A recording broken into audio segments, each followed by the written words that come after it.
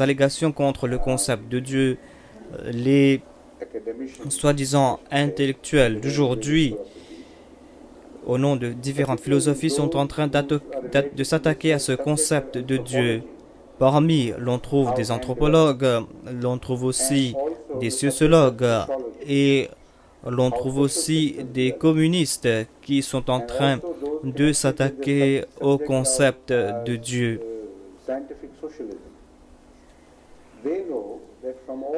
Ces personnes savent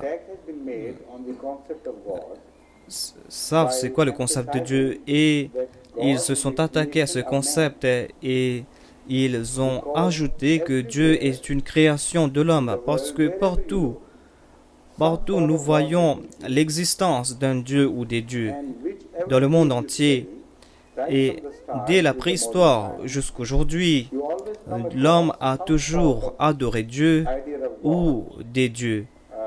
Il y avait toujours un certain concept de Dieu ou d'un être suprême qui a complètement subjugué l'imagination humaine. Donc, ces scientifiques et ces philosophes croient que c'est l'homme, en fait, qui a créé ces dieux. Et ce n'est pas le vice-versa, ce n'est pas Dieu qui a créé l'homme, mais c'est l'homme qui a imaginé Dieu ou des dieux. Le Saint-Coran ne rejette pas ce fait. C'est la déduction qu'il présente qui est rejetée par le Saint-Coran. Le Saint-Coran regarde les mêmes faits d'un autre point de vue. Et le Saint-Coran tire une autre conclusion.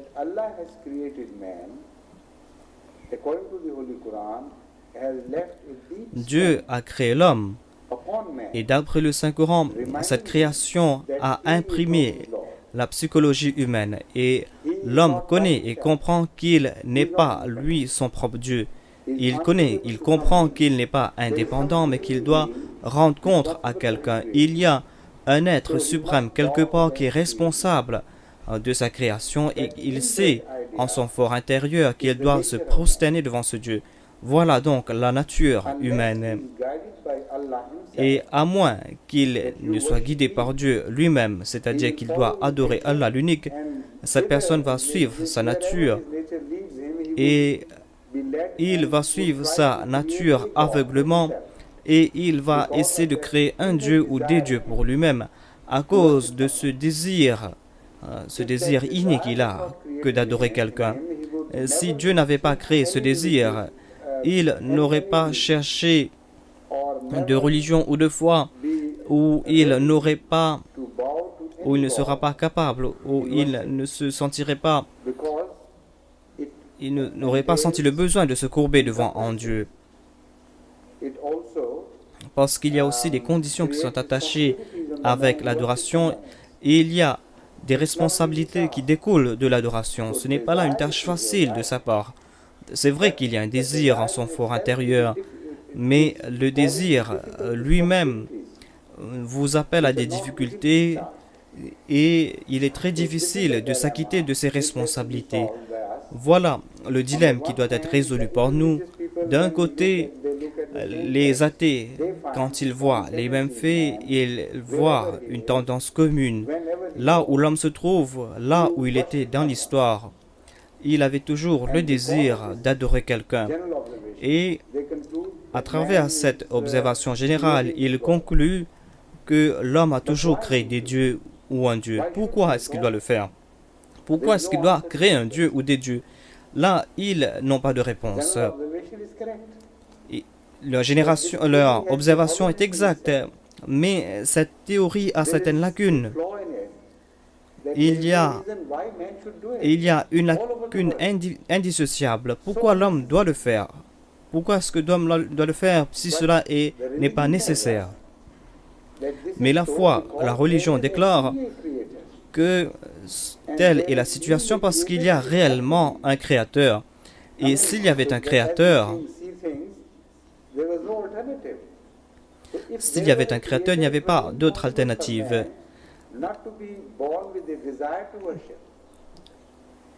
Comme il y a un créateur, l'homme a ce désir d'adorer quelque chose. Sinon, il n'y aurait pas eu de raison pourquoi on doit créer un lien entre l'homme et son Créateur. Il doit y avoir un désir quelque part du côté de l'homme pour tenir ce pont. Et cette base se trouve dans la nature humaine, c'est-à-dire dans ce désir inné qu'il doit adorer quelque chose. La sourate Fatiha nous enseigne, que c'est là le désir humain. Mais la sourate Fatiha nous avertit que nous devons chercher la direction de la part de Dieu, et sans avoir cette direction, nous ne serions pas guidés automatiquement vers ce Dieu qui est digne d'adoration. C'est vrai, nous avons ce désir, et vous pouvez suivre ce désir aveuglement, et vous allez tomber dans des pièges.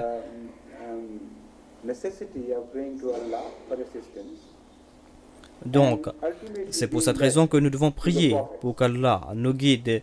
Et Allah nous guide donc vers les prophètes. Et quand nous sommes guidés vers les prophètes, le premier message qu'on trouve, c'est dans l'avertissement de Noé. Il débute en disant qu'il faut que nous adorions Dieu.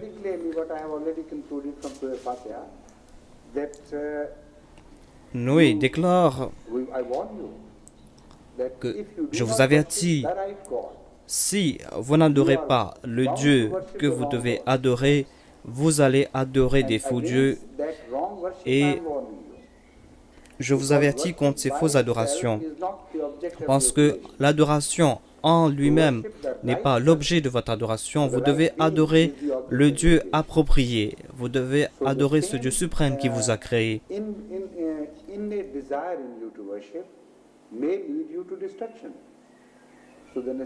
Ce désir d'adoration peut vous détruire. C'est pour cette raison qu'on a besoin des prophètes, et leur tâche première, c'est de nous rappeler nos responsabilités envers Dieu et le fait que nous devons l'adorer.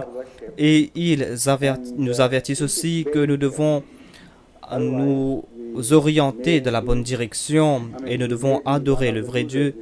Sinon, nous serions parmi les perdants au lieu de recevoir quelque chose en retour, au lieu d'avoir les grâces divines. La question d'adoration a été répétée à plusieurs reprises. Le Saint-Coran déclare: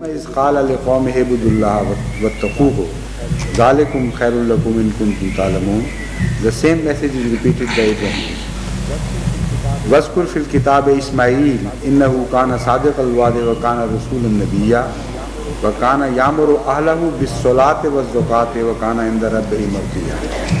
Again, his admonition is that il a conseillé son peuple donc d'adorer Allah. Tous les prophètes sont venus avec la tâche première que de souligner l'importance de l'adoration et d'enseigner à l'homme comment enseigner Dieu, comment adorer Dieu.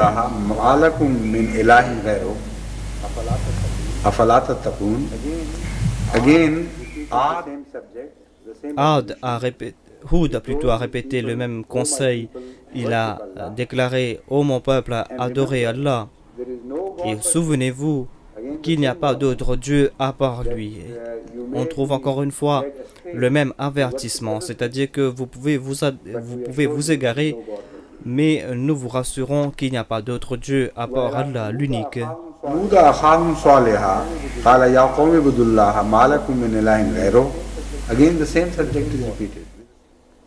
Il y a encore une fois le même avertissement, et à Thamoud, nous avons envoyé le frère Salih. Il a déclaré: ô mon peuple, adorez Allah, il n'y a pas d'autre Dieu à part lui. Certainement, vous avez reçu une preuve manifeste de votre Seigneur.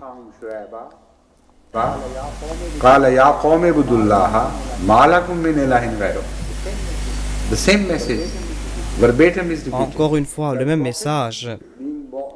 Et ce sont des prophètes qui naquirent dans des endroits différents, à des époques différentes, et il n'y avait pas de relation directe entre tous ces prophètes, c'est-à-dire ils ne se sont pas rencontrés, mais ils ont donné le même message à plusieurs reprises. Tous ont donné le même message et ils ont donné les mêmes avertissements à leur peuple. فأوفوا الكيل والميزان ولا تبخسوا الناس أشياءهم ولا تفسدوا في الأرض بعد إصلاحها ذلكم خير لكم إن كنتم مؤمنين. And Moses Et Moïse aussi a donné le même message. David, Salomon et tous ceux qui les suivirent ont donné le même message jusqu'à l'époque du saint prophète Mohammed, paix soit lui. Et c'est lui, plus que tout autre prophète, a souligné davantage l'importance de l'adoration.